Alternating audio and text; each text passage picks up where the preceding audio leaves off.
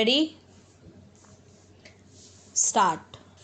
महोदय, जब तक अहिंदी भाषी हिंदी को हृदय से स्वीकार नहीं करते तब तक वह राष्ट्रभाषा का स्थान नहीं पा सकती, और यह तभी हो सकता है जब वे यह समझें कि इसमें उनका भी योगदान है और उन्होंने इससे केवल लिया ही नहीं बल्कि इसे कुछ दिया भी है और उन पर कोई दूसरी भाषा लादी नहीं गई है बल्कि यह उनकी ही भाषा है। मेरे कहने का अर्थ यह नहीं कि आप उनकी ही व्याकरण अपना लें। इसका अर्थ यही है कि आप उदारतापूर्वक जितना ले सकते हैं ले लें। भाषा इसी प्रकार बन सकती है। यह भी आवश्यक नहीं है कि उसको स्वीकार करने पर आप वहीं लिखना आरंभ कर दें, परंतु जो वे लिखें उसको आप गलत ना समझें। आज किसी भी भाषा का रूप वही नहीं है जो उसके प्रारंभिक काल में था। उसमें परिवर्तन होता रहता है। हिंदी के इतिहास में भी आपको यही बात मिलेगी। मैं हिंदी का कोई विद्वान नहीं हूँ, पर मैं अपने अनुभव से कह सकता हूँ कि उसमें भी पिछले 500-600 वर्षों में बहुत अंतर पड़ा है तथा पहले की और आज की हिंदी में काफ़ी अंतर है।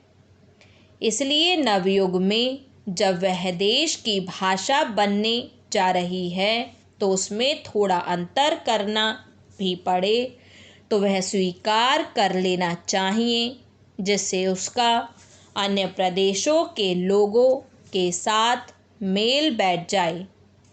कई अहिंदी भाषी लोगों ने भी हिंदी की काफ़ी सेवा की है। आपके राज्यपाल महोदय अहिंदी भाषी हैं और इन्होंने अपनी भाषा की बड़ी सेवा की है। यह भी हिंदी के पक्ष में थे और इन्होंने बड़ा योग दिया, जिसके कारण हम संविधान सभा में सफल हो सके। इनका भी यही विचार है कि जो मेरा है। मैं चाहता हूँ कि इनको भी हिंदी की सेवा करने का अवसर दिया जाना चाहिए। उसका फल हिंदी के लिए और देश के लिए अच्छा ही होगा। मानपत्र में आपने संस्कृत के संबंध में कहा है।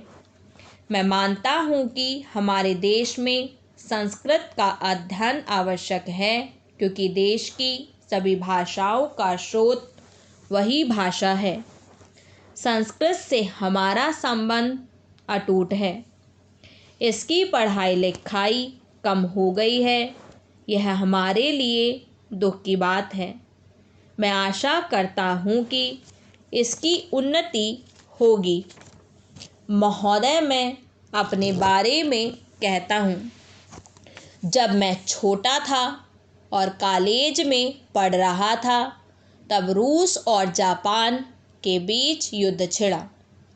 उस समय समाचार पत्रों में जापान के संबंध में बहुत सी बातें छपा करती थी। उनमें एक बात यह भी थी कि जापान में समूरिया जाति के लोगों ने अपने सब अधिकार वहाँ के राजा को दे दिए थे। उसके बाद जापान बड़ी उन्नति कर सका। हम लोग यह पढ़कर आश्चर्य और सराहना करते थे। उससे बढ़कर हमारे यहाँ के लोगों ने स्वराज्य स्थापित होने के बाद 1-2 वर्ष में एक उदाहरण उपस्थित करके दिखाया। हम भी अपने हजारों वर्षों के इतिहास को नहीं भूलेंगे। जो रियासतें अलग अलग स्थापित हो गई थी और एक प्रकार से भारत कई टुकड़ों में बटा हुआ था, वे सब टुकड़े एक हो गए।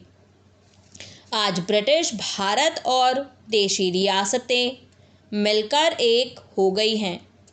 उसके बाद हमारे सामने यह प्रश्न आया कि भारत के लोग केवल स्वराज्य से ही सुखी नहीं हो सकते, उनको किसी न किसी प्रकार सुखी बनाना है। इस संबंध में सरकार ने अपनी ओर से प्रायः सभी राज्यों में जमींदारी और जागीरदारी उन्मूलन के कानून उपस्थित किए और वे कानून पास हुए। प्रसन्नता की बात तो यह है कि बहुत से स्थानों में कानून उन लोगों की स्वीकृति से तथा उन लोगों की सलाह से पास किए जिनकी जमींदारी और जागीरदारी समाप्त हो जानी थी। यह भी देश प्रेम का उदाहरण है।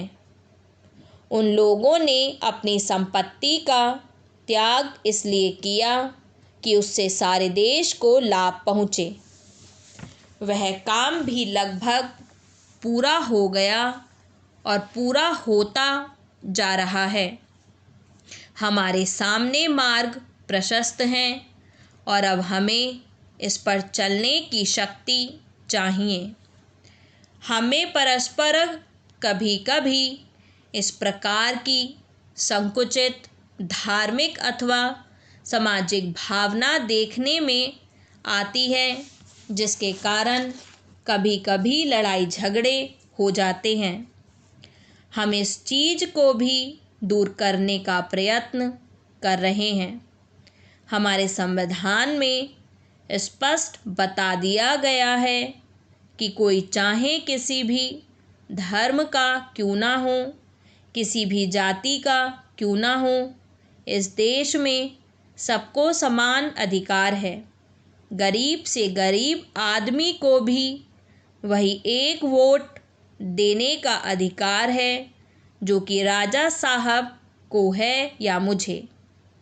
धर्म के नाम पर किसी प्रकार का भेदभाव नहीं किया जाता है। अध्यक्ष महोदय, मैं आपका आभारी हूँ कि आपने मुझे बोलने का अवसर दिया। इस देश के वर्तमान भारी संकट के समय में और विशेष रूप से उस समय जबकि हम लड़ाई से अभी निवृत्त हुए हैं और आकाश में लड़ाई के बादल दूसरी तरफ से आने शुरू हुए हैं, हमारे वित्त मंत्री ने जो बजट पेश किया है वे इसके लिए बधाई के पात्र हैं।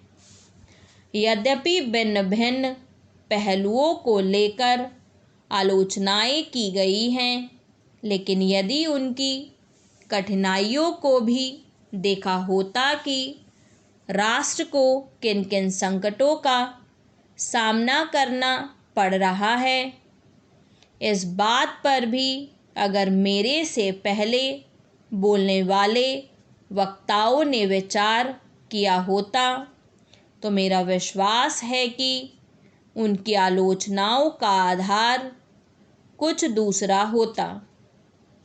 उन्होंने ऐसे कठिन अवसर पर यह एक संतुलित बजट पेश किया है, उसके लिए मैं उन्हें बार बार बधाई देता हूँ, लेकिन साथ ही साथ मैं अपना यह कर्तव्य समझता हूँ कि कुछ ऐसे विचार भी उनके सामने प्रस्तुत करूँ जिससे उनकी कठिनाइयाँ कुछ हल हो जाएं।